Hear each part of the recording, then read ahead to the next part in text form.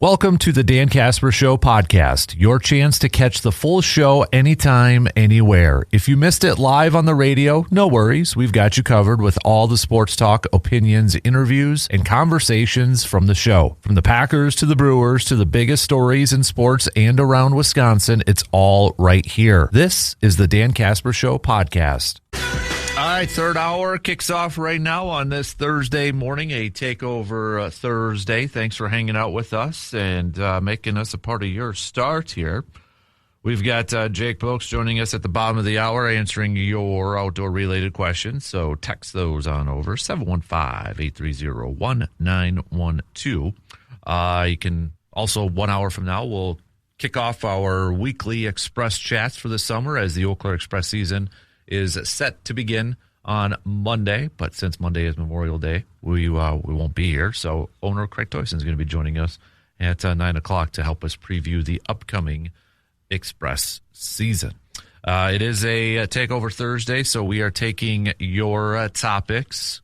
If you've got a good question or a good topic that you think we should discuss, send it on over, all right? Text it to us on that Shoe Doctors bullpen line, 715-830-1912, or join in on the Section 105 chat on our video stream.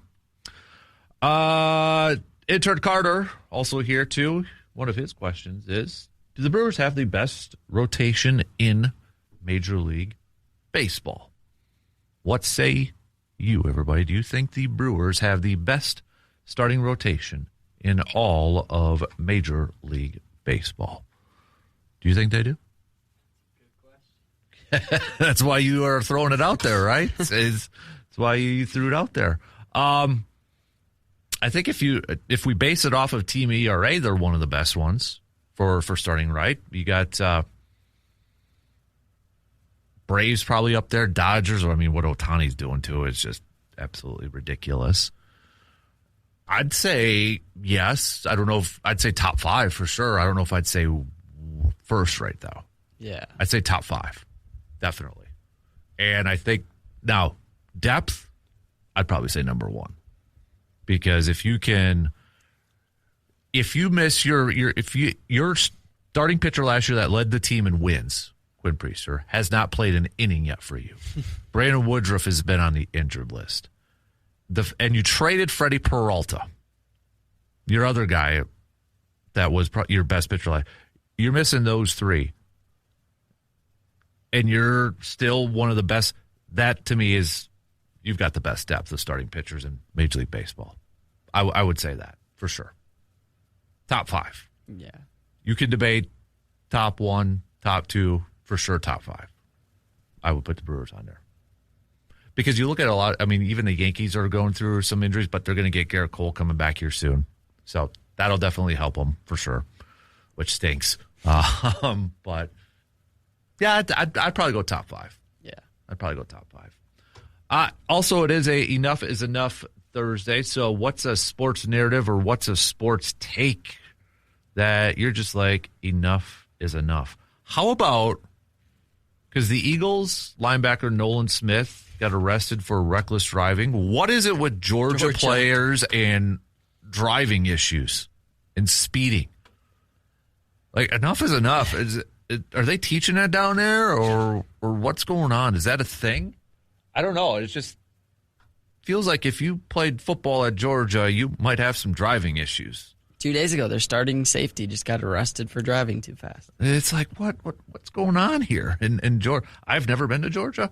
I don't know what it's like to drive down there. I don't know the speed limit, so maybe somebody who's been down there can enlighten me a little bit, but enough is enough. Maybe football players from Georgia, if you get to the NFL, hire somebody else to be your driver. Just go do something else, maybe, because it doesn't seem to work out well for those guys. But last night, Stanley Cup playoffs, we had the Vegas Golden Knights taking down the Avalanche. How do you see that series? Do you think the Avalanche bounce back and get that dub, though? Yeah, I think that goes 6. Mm-hmm. And then the Avs are just too good. Cale Makar didn't play, so they're without their best defenseman, and he's an incredible scorer as well, so definitely had some holes to fill, but their goal is their only weak spot. And when they have Cale Makar, their defense is good enough to overshadow that weakness, and then they score a ton. So it was a really good win by Vegas. Nothing against them. They're a great team. But I don't see that series going to Vegas. How about the other one with Montreal getting the Game 7 victory against Buffalo? That they stopped that from all being one seeds in the Stanley Cup. They did. I think the Hurricanes, I may say even sweep. The Hurricanes are just such a good team, and that side is the weaker side. And so, I mean, the Knights have not had a hard road to get there. But Montreal faced a Sabres team that was really young, their first time in the playoffs in a long time. Obviously, the atmosphere was electric, but they were able to pull it out. And now they're coming back on short rest, where the Hurricanes have all the rest. They're healthy again. They're 8-0 in the playoffs. That does not set up well for Montreal. If it is Avalanche and Carolina, could that be a really good series, though? Yeah, that's going to be a fantastic series. Yeah. I mean, the Hurricanes have one of the best goalies in Anderson left in the postseason, and they do score. So I still think the Avalanche are far and above the best team in the NHL, and it's not really close. But the Hurricanes, I could see that going 7, especially in hockey, because you never know. So I could see that going 7. Yeah. NBA playoffs last night, the Thunder tied that up. That's a series I could see going to distance, too, between, seeing some of the regular season battles between those two as well. And then, we'll see with Knicks and Cavs. Actually, when you look at it, I know the NBA is kind of poo-poo, but when you look at these conference, they're actually decent matchups when you look at it from a Cavs-Knicks standpoint. And then Thunder and Spurs, they were fun to watch in the regular season, and clearly the two best teams, I think, in the Western Conference and maybe even in the entire NBA, going at it. So that's a fun series. A little bit of surprise in the NBA with Jason Kidd getting fired by the Dallas Mavericks, the former Milwaukee Bucks head coach, and now former Dallas Mavericks head coach and former Brooklyn Nets head coach. So don't know if you'll get another shot, but the Mavericks got a new GM, got a new guy running the show, and one of his first orders of business was getting rid of the coach that they gave a big contract extension to, even with the Knicks trying to interview Jason Kidd last year. But I saw this piece on Yahoo, and I see you kind of have one of them up there too, but the Jason Kidd firing, it said that there have been claims that while the 53-year-old Kidd is a basketball genius, his personal conduct rubbed people the wrong way wherever he went. He also served as assistant coach for the Lakers. A fan on X shared a story about the Hall of Famer. Years ago, a Nike executive told me that Jay Kidd is going to get fired from every coaching job he gets because for as good as he is at X's and O's and player development, over time he becomes insufferable and his personality starts to weigh on people. One of Kidd's former players in Milwaukee, Michael Carter-Williams, seconded the comment, though he did not elaborate, saying, quote, "I've been trying to tell people this for 10 years now. Truth always prevails." I remember when the Bucks got Michael Carter-Williams, and even Magic Johnson tweeted about it, saying they just got themselves the next Jason Kidd when Jason Kidd was there. So I think we've heard stuff like this before about Jason Kidd and that, but it'll be I don't know if honestly I wouldn't be surprised if he gets another head coaching job because it's the NBA. Yeah. It's like the NHL. They just recycle through head coaches all the time. If I'm going to be honest with you, I think he got fired more for his involvement with the Luka trade. I think they are just trying to clean house about that and want any last remaining remnants of that thing. Yeah. And he may have not been on board, but if he supported that in any way, I think it was smart. You're in a rebuild, and you could compete sort of this next year. You got Kyrie coming back. You still have Cooper Flag and a high draft pick. So bringing a new coach, I'm interested to see if they go brand new or veteran coach. Billy Donovan? I could see that. Because Billy Donovan, I don't think going to the college landscape anymore. At least not this year. I don't know if he'd take a year off or not, but because Pelicans got their new head coach, Orlando. I still think Orlando. That would be funny if Billy Donovan went to Orlando, because, so flashback. Obviously, Billy Donovan coached Florida Gators to 2 national championships, but before that, because I used to be an Orlando Magic fan, Billy Donovan was hired by the Magic to be their head coach. Did the intro press conference and everything. Next day, he had second thoughts. Wow. Backed out and ended up winning a national championship with Florida. So he was there for Orlando for a hot minute. I remember watching that as a youngster, thinking, being pumped up that, all right, Billy Donovan was going to be the coach for the Magic, and he backed out. Yeah, that was, let me bring up the year that was. It was early 2000s, I believe. Yeah, 2007. 2007. So that'd be funny, kind of. They try again. Yeah. But it's kind of like what Josh McDaniels did to the Colts, but Billy Donovan, or even like Bill Belichick with the Jets, Billy Donovan had the presser and then next day had second thoughts. That's crazy. Mm-hmm. Yep. But it actually worked out for him because then he won national championship with Florida. He got two of them. So I'm surprised he didn't try to go back to college. Especially with the North Carolina one. Yeah. Because he was really rumored for that. But then, he wanted to finish the season. And that, I don't know if Carolina was legitimately interested or not. Because I know they've got the former coach of the Nuggets. I'm just blanking on his name. Malone. Mike Malone. Yeah. But that one's going to be interesting to see how I don't know if that's going to play. I don't know. Yeah. I don't see that. I don't know why Malone didn't wait to get an NBA job.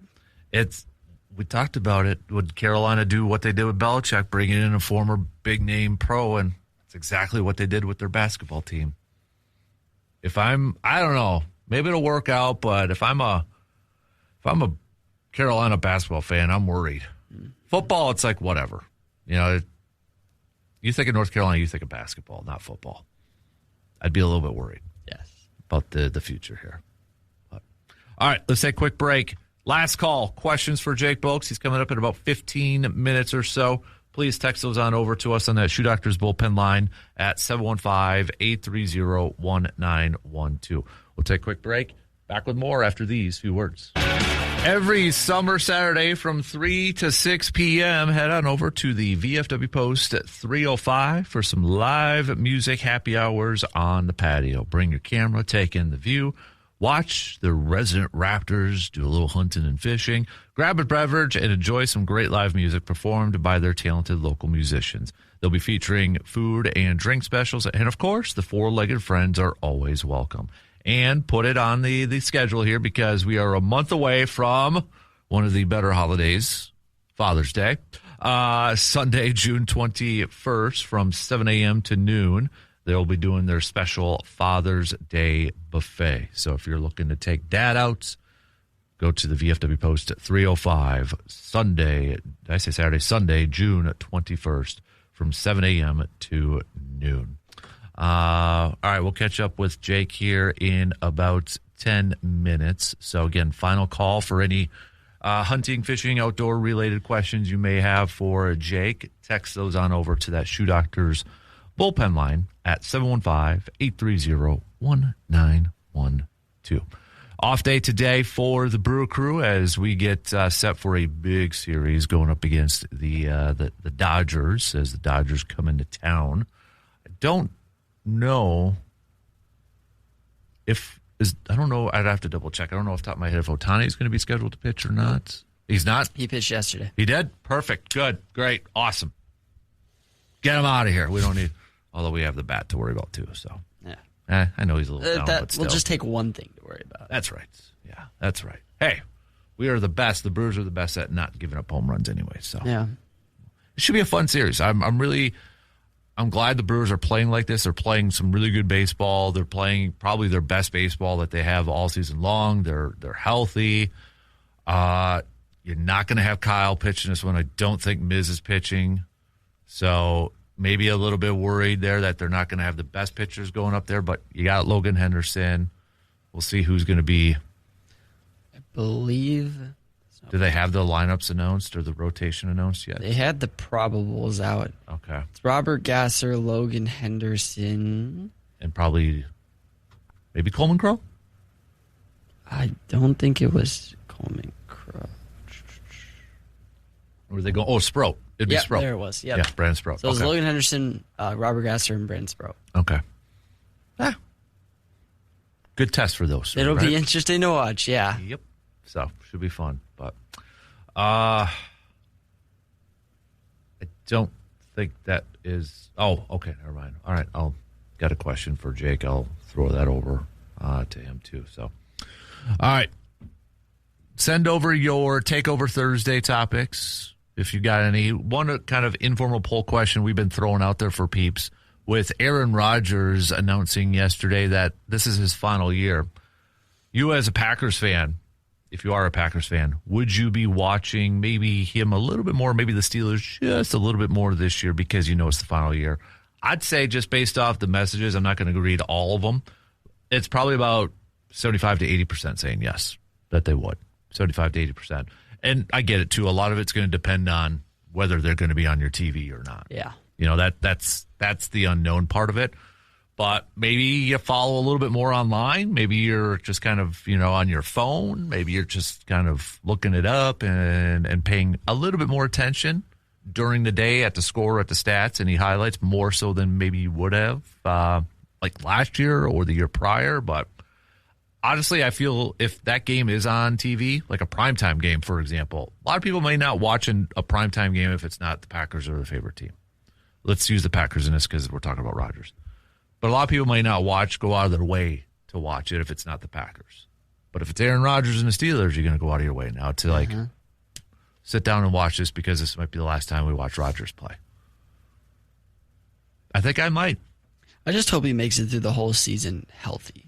Yeah. You don't want to end it on Yeah. on an injury, especially when you've already proclaimed it's your final year.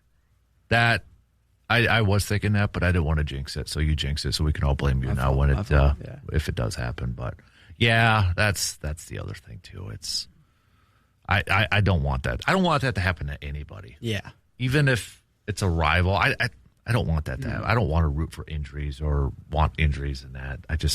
I'm not all about that. We'll just beat him straight up. Yeah, exactly. Right? Then there's no excuses. So, all right, let's take our break and get to Jake here. So, we've got a few questions we'll throw over there to ask him. We'll hit that up, switch gears here a little bit, but please chime in on those questions and give us your input. We'll get back to those coming up here in just a little bit. We'll take a quick break and chat a little outdoors with Mr. Bolks coming up after these quick words. Summer is here, and that means it's time to get outside to make some memories and to be ready for whatever the season brings. That's where Tilden Gun comes in. Whether you're gearing up for target practice, heading to the range, or preparing for your next outdoor adventure, Tilden Gun has the selection and expertise to get you set up right. From firearms and ammunition to accessories and safety gear, they've got everything you need, all backed by a knowledgeable service that you can trust. At Tilden Gun, it's not just about what you buy, it's about making sure that you feel confident, informed, and ready every time that you head on out. So this summer, don't just enjoy the outdoors, be prepared for it. Stop by Tilden Gun today and see why they are a trusted name for shooters and outdoor enthusiasts alike. Let's chat some outdoors with our guy, Mr. Jake Bolks, Conservation Warden for the great state of Wisconsin.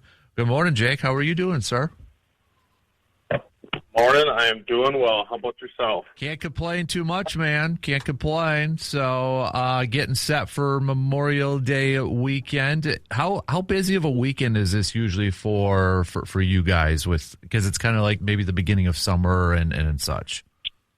Oh yeah. It's definitely a busy weekend. I mean, top 5. I'm sure you could guess most of them: gun deer, fishing, 4th of July, stuff like that. But all 3 summer holidays are quite busy.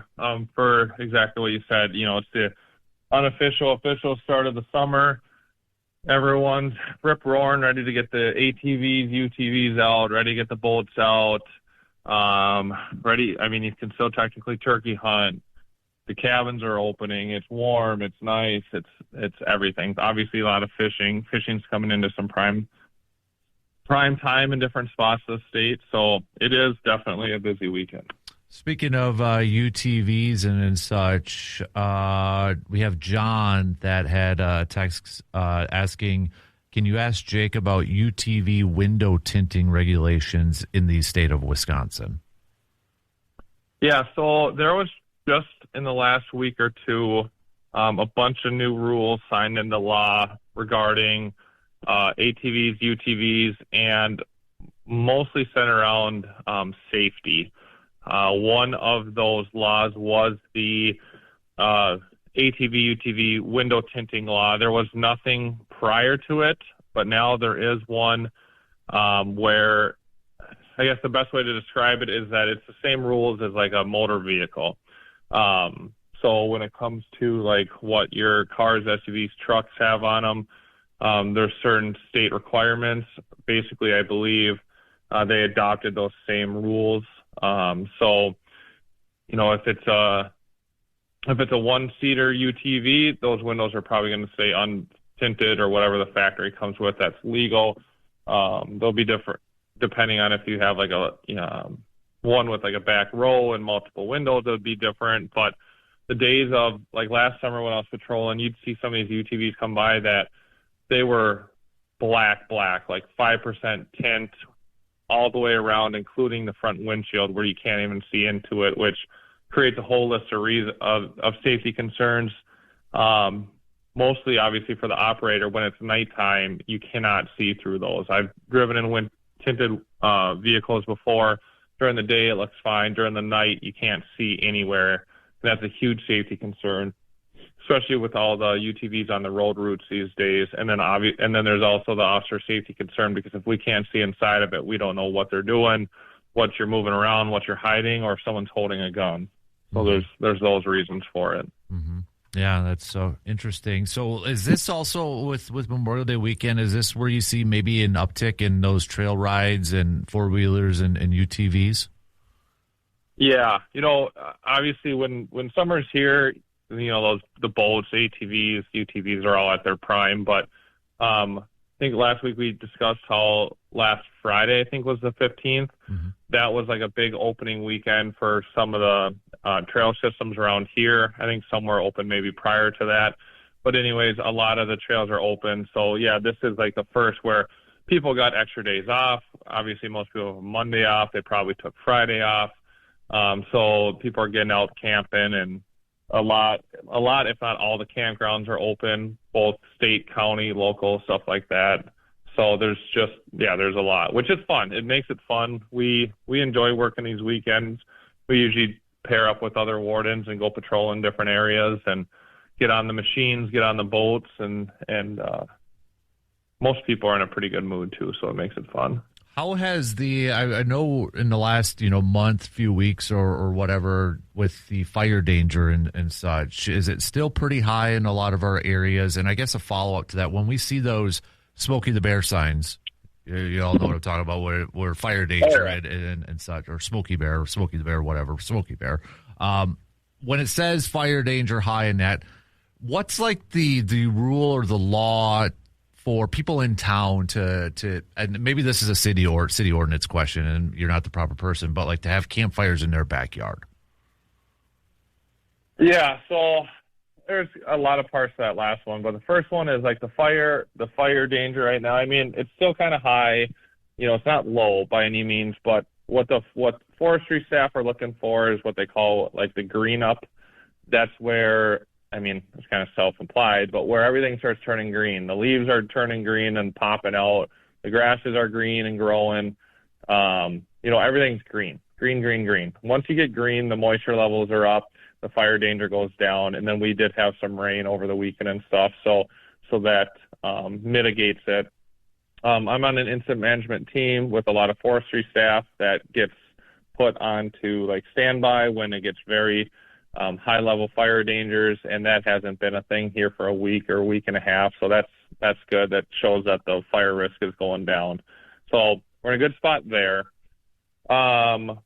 As far as like when you can burn and when you can't burn, so that just has a lot of different answers to it. Generally, across the state, for most times of the year, anyone can have like a warming fire, like something to cook on or something to keep you warm. Which is usually like a little bonfire, and that's on your private properties and stuff like that, or at campgrounds. That's generally allowed. Now, when they have like these big red flag warnings, like no burning, the state is saying don't burn, or sometimes, like when you go to the boundary waters in northern Minnesota, if they're on that, they'll tell you, even if you're out there camping and it's a cold night, if it's a no burn, it's a no burn. You cannot have a fire. So you'll know when that is, because that's like, you'll see that on the news. But generally the warming fires are fine. When it comes to when the fire levels are at like high or dangerous or whatever the top is, there's different counties, there's different city ordinances, county ordinance, state laws that apply. So the best thing to do is wherever you want to burn, you should just look at the local county regulations or ordinances on bonfires or fires and burning or stuff. Because in a lot of places, if it's more than just, a small little bonfire, warming fire, you're probably going to have some sort of permit, even if it's a free permit. There's different zones, the intensive and extensive areas of the state where you have to have state burning permits and stuff like that. Generally, if you own land, you're going to know whether you're in those zones or not, because it's a pretty common thing to discuss with neighbors and landowners, and just being in that area, just being a landowner, you learn that kind of stuff. So not the most clear answer, but my best answer would be if it's a really high, dangerous, especially on a really windy day, I would just not burn and be careful, because if something gets away from you, you're on the hook. Yeah. Whether that's monetarily from the fire department and all the resources that come to get it, or if it's intentional or negligent, you could be, criminally or, on the hook with that, as well as financially. So, use common sense, and otherwise just look at your town ordinances, your township ordinances, your village or your city ordinances on what you can and can't do. Yeah, I was just going to say, maybe common sense, if it's really windy out there and you're wondering if you should burn or something. I've done that. Like, okay, it's really windy. I'm not going to, start my little campfire or anything like that. So For sure. It was a pretty high danger a couple weekends ago, and I just wanted to burn a couple things. And I live in like a village. Like I live in a manicured lawn, so I'm not worried about it getting away. But at the same time, I'm like, it is blowing. If something does catch, like I don't want to be that guy in the neighborhood, So common sense goes a long way. And then if you're ever curious on like if there's any state permits you need or anything like that, I really encourage you just to reach out to our forestry staff, the ranger stations.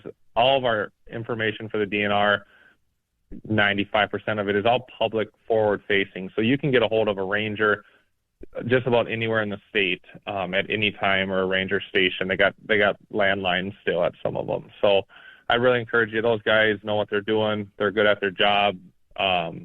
Just call them, use them as a resource.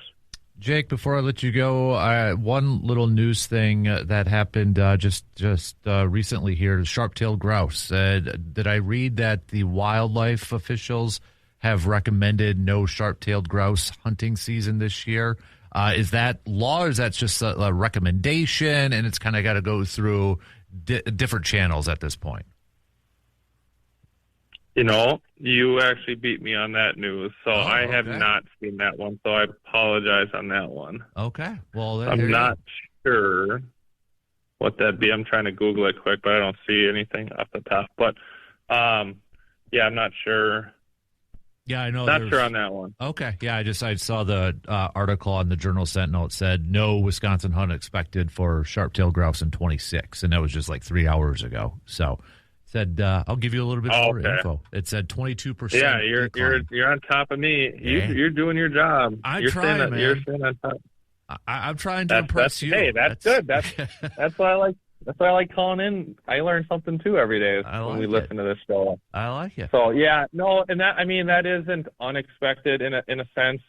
If you stay up on modern just ecology and habitats and some of these specialized species or endangered or threatened species, there's some areas where stuff's getting better, where animals are growing, their population's growing. But the hard part is, especially with grouse, any kind of grouse are extremely dependent on habitat, like huge tracts of land.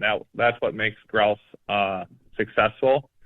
And habitat fragmentation, i.e. we're all buying different little pieces and doing what we want with land, that's like the biggest detriment to grouse across the state and across the nation. I've listened to a lot of podcasts about grouse management and their population, and I don't foresee grouse hunting getting much better in the future for any of it around the state, unless, there's just more land set aside or just open to logging and big tracts of land. That's what will help the grouse in the state, both rough and spruce or sharptail.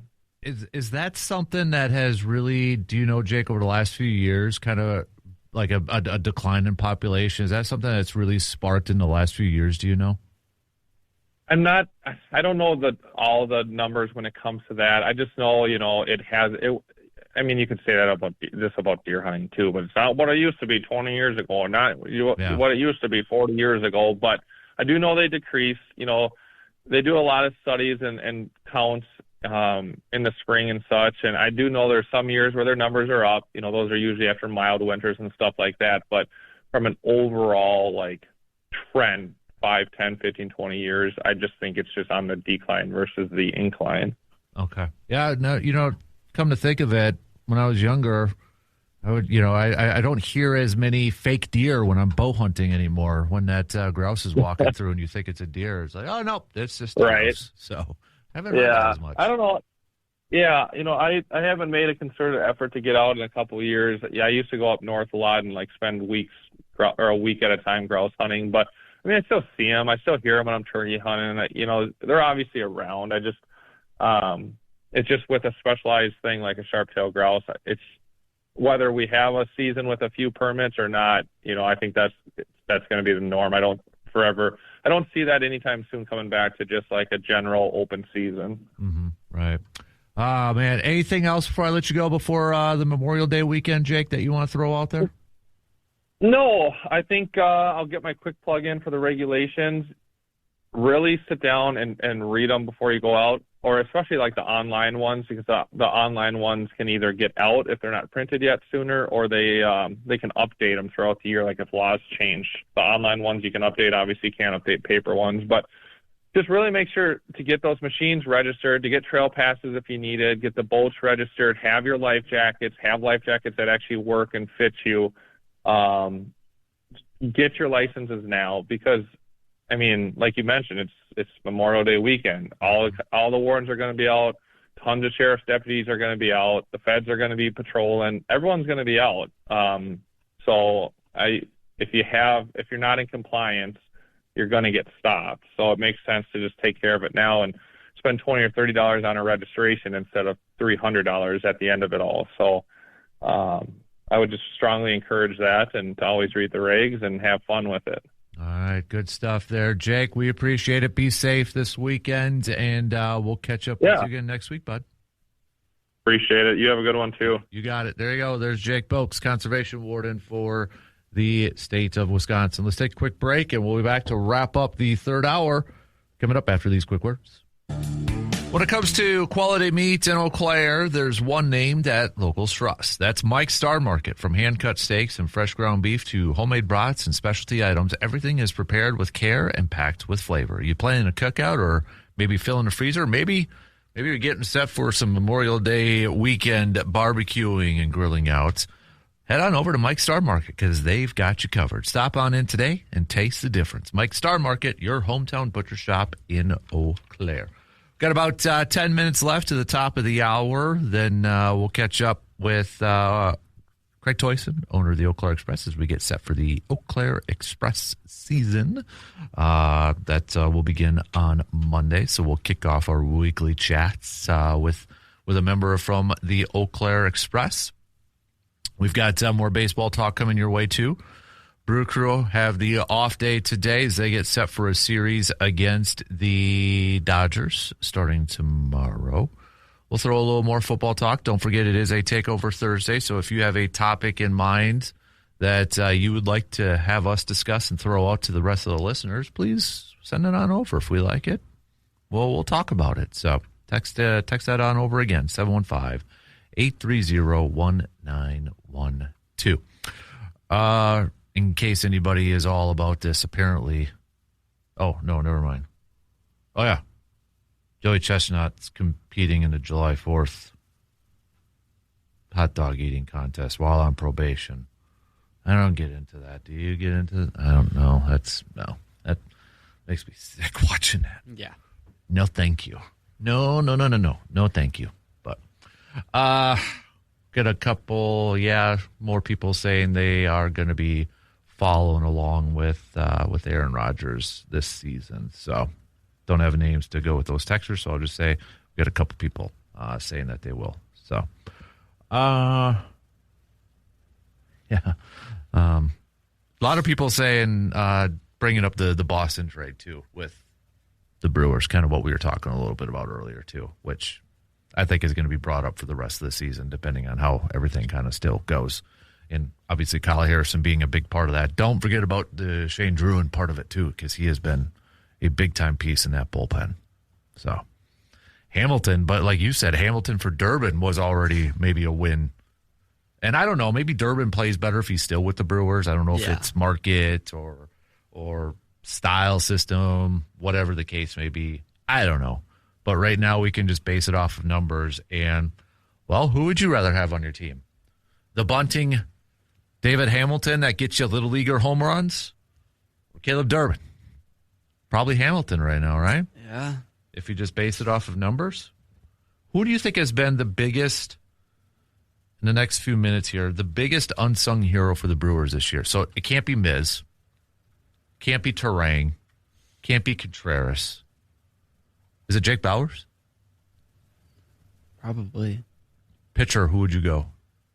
Ashby? I feel like he can't really be because he's 7-0. Mm-hmm. 8-0 now, I think. 8-0. Yeah. DL Hall? Shane Druin?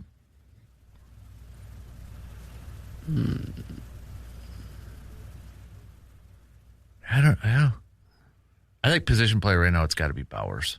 Yeah. I think Bowers for sure. Mm-hmm. Honestly, Chad Patrick maybe. Yeah. He was good at starting. He's been good out of the bullpen.